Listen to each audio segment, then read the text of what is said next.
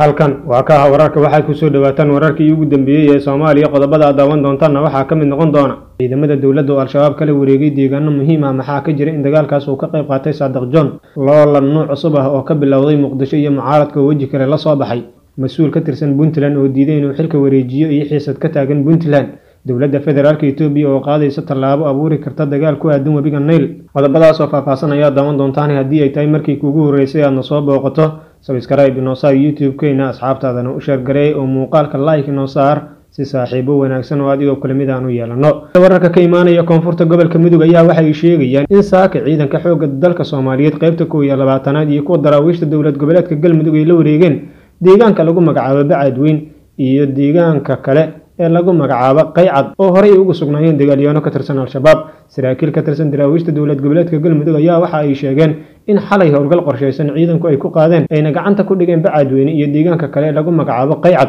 oo 25 kiiloomitir galbeedka kaga beegan degmada Wesil ee gobolka Mudug saraakiisha daraawiishta dawlad goboleedka Galmudug ayaa sidoo kale waxa ay sheegeen inuu jiray dagaal kooban oo ciidanka iyo al-shabaab ku dhaxmaray magaalada Bacadweyn ee gobolka Mudug qoraal ay soo saartay wasaaradda amniga ee dawlad goboleedka Galmudug ayaa waxa lagu sheegay in ciidamada xoogga dalka iyo kuwa maamulka dawlad goboleedka Galmudug ay dib u wareegeen deegaanada kale ah Bacadweyn tuulada lagu magacaabo Qaycad Sabeena Garwac iyo deegaano kale oo ay ku sugnaayeen dagaalyahanada al-shabaab wasaaradda amniga ee dawlad goboleedka Galmudug waxa ay sheegtay in ciidamada howlgalkooda uu ahaa mid qorsheysan isla markaana ay ku galeen deegaanadii hore ugu sugnaayeen dagaalyahanada al-shabaab waxaana halkaas isaga baxay al-shabaab oo si buuxda muddooyinkii ugu dambeeyay gacanta ugu hayay deegaanadaas iyadoo hadda ciidamada xoogga dalka Soomaaliyeed gaar ahaan qaybta 12aad iyo ciidamada kale ee daraawiishta dawlad goboleedka Galmudug ay hadda halkaas ku sugan yihiin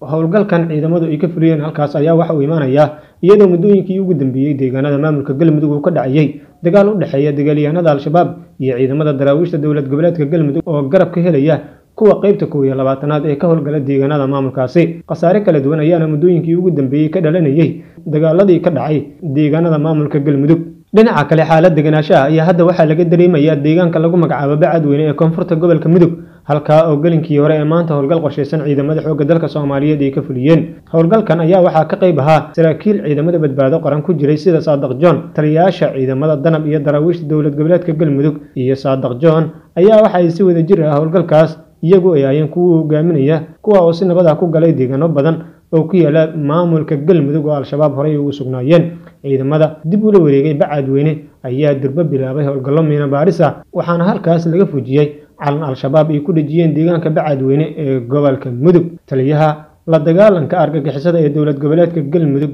Geedi Qalab Xoor ayaa waxa uu sheegay inay sii wadi doonaan xoreynta deegaanada al-shabaab ay ka joogaan gobolka Mudug oo la nooc cusub ah ayaa waxa uu ka bilowday magaalada Muqdisho iyadoo golaha midowga musharaxiinta madaxweynaha Soomaaliya ay la soo bixeen waji kale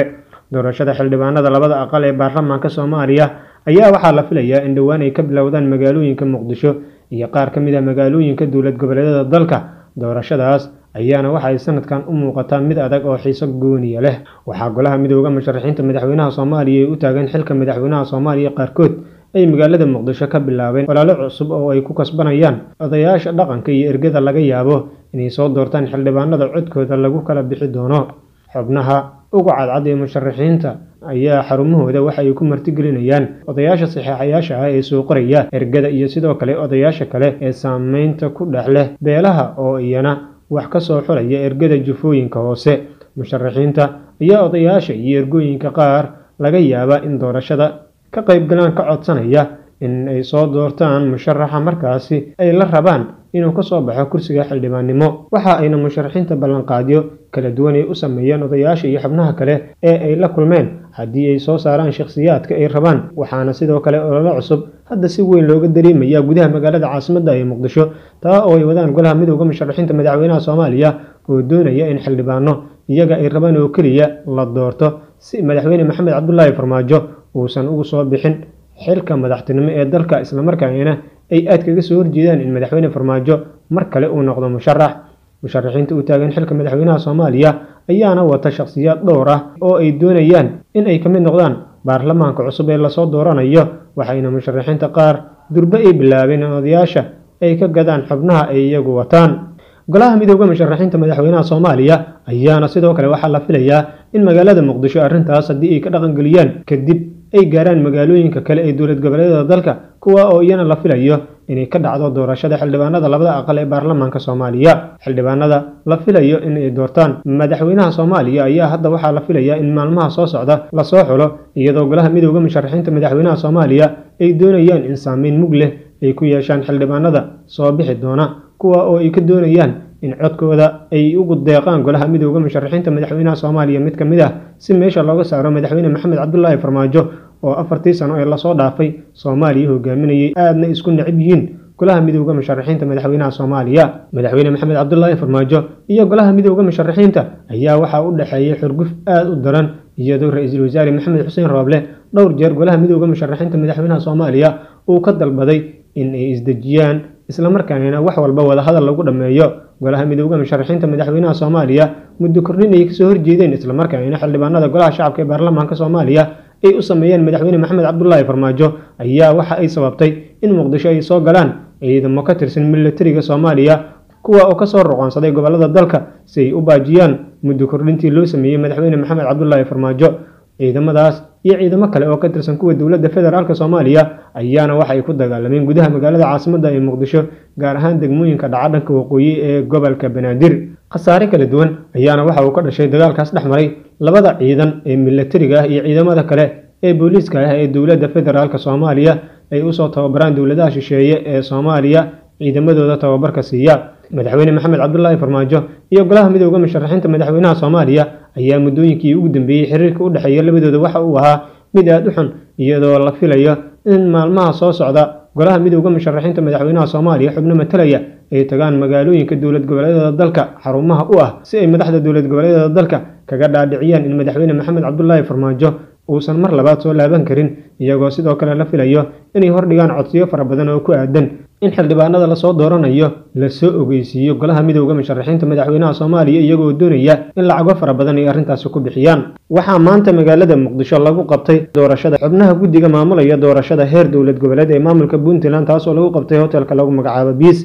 xubnaha guddiga ee soo xaadiray kulanka ayaa waxa ay ahaayeen 11 xubnood. xilka jagada gudoomiyaha ayaa waxa isku soo sharaxay Cabdikariin Muuse Maxamed, mana jirin qof kale oo la tartamay. natiijo la filayay ayaana halkaasi ka soo baxday. mudane Cabdikariin Muuse Maxamuud ayaana waxa uu helay 11 cod. xilka jagada gudoomiye ku-xigeenka ayaa sidoo kale waxa isku soo sharaxay Caynaanshe Yuusuf Xuseen, mana jirin musharax kale oo isaga la tartamay. waxa uuna sidoo kale isagu uu helay 11 cod. sidaas darteed gudoomiyaha guddiga maamulaya doorashada heer dowlad goboleed ee maamulka Puntland ayaana waxa loo doortay inuu noqdo Cabdikariin Muuse Maxamed, halka mudane Caynaanshe Yuusuf Maxamed loo doortay inuu noqdo gudoomiye ku-xigeenka guddiga. faahfaahin dheeraad ah ayaa waxay ka soo baxayaan xiisad ka dhalatay dagaalo ka soo cusboonaaday degmada lagu magacaabo Gadol Jiraan ee gobolka Nugaal, xilli halkaas ay ku sugan yihiin mas'uuliyiin ka tirsan maamulka gobolka iyo guddoonka cusub ee degmadaasi. xiisadan u dhaxaysa ciidamada ammaanka degmada iyo maleeshiya beeleed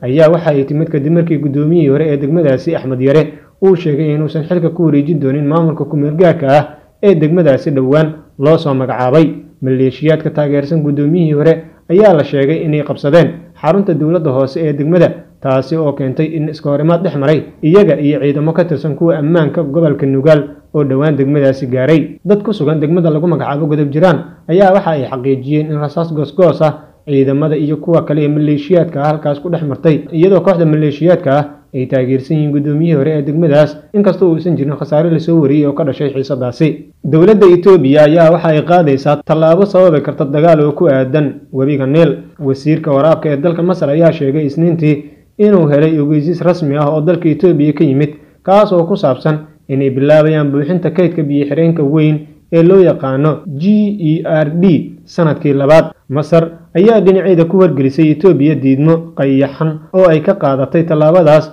taas oo ay u aragto mid khatar ku ah xasiloonida gobolka. wasiirka waraabka Maxamed Cabdal ayaa bayaan uu soo saaray sidaas ku sheegay diidmada ah. Masar ayaa waxay u aragtaa biyo-xireenka inuu yahay mid khatar weyn ku ah biyaha webiga Niil, kaas oo gabi ahaanba ay ku tiirsan yihiin shacabka dalkeeda. Suudaan oo ah waddan kale oo arrintan ay qusayso ayaa walaac ka muujiyay badqabka biyo-xireenka iyo saameynta ay ku yeelan karto biyo-xireennada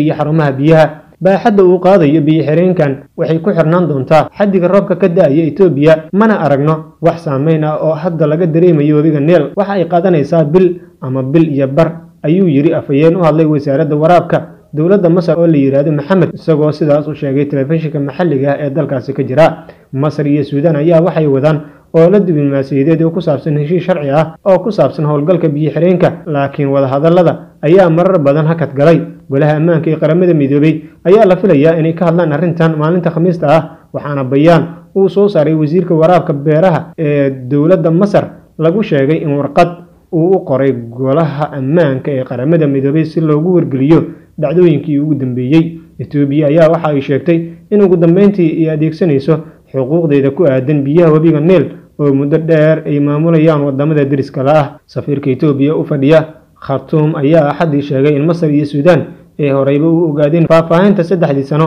ee ugu horeysa ee biyo-xireenka la buuxinayo. Waad ku mahadsantihiin daawashada muuqaalkan. Haddii ay tahay markii kuugu horeysay aad na soo booqato, subscribe noo saar oo gambaleelka furo, asxaabtaadana u sheer garay.